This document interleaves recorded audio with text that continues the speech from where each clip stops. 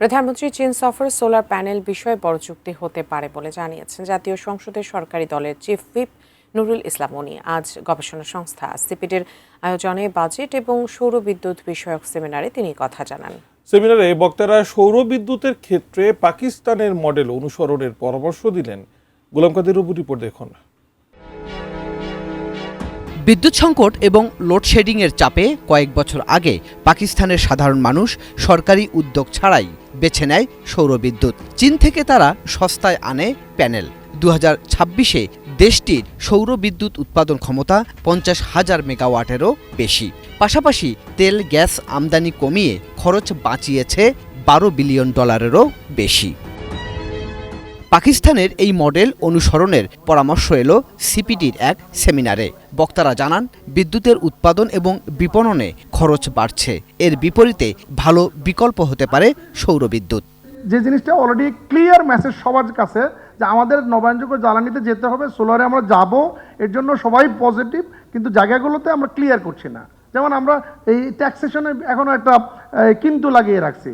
এই জায়গাটাতে ক্লিয়ার হওয়া দরকার। আমরা গভর্নমেন্টকে বারবার বলছি, গভর্নমেন্ট রিয়েলাইজ করেছে, এনবিআর আমাদের সাথে বসেছে, কিন্তু ওখানে একটা কিন্তু লাগিয়ে দেখা যাচ্ছে যে এই ট্যাক্সটা সবার জন্য জিরো করেনি।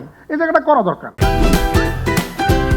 Optical brightener photo catalyst active granule সমৃদ্ধ বসুন্ধরা পাওয়ার ওয়াশ, ঝলমলে কাপড়ে ফুরফুরে মন। 2030 সালের মধ্যে মোট বিদ্যুতের 20% নবায়নযোগ্য উৎস থেকে পেতে চায় সরকার।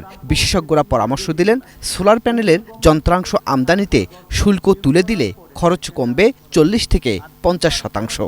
যে পাকিস্তানে আমি দেখেছি 73% এসেছে হলো হাউস হোল্ড থেকে। যে কথাটা আমাদের প্রেসিডেন্ট সাহেব, সিনিয়র ভাইস প্রেসিডেন্ট সাহেব বলেছে, আসলে এখানে ট্যাক্সের ক্ষেত্রে যদি জেনারেলি না করে এখানে ইফেক্টটা আসবে না।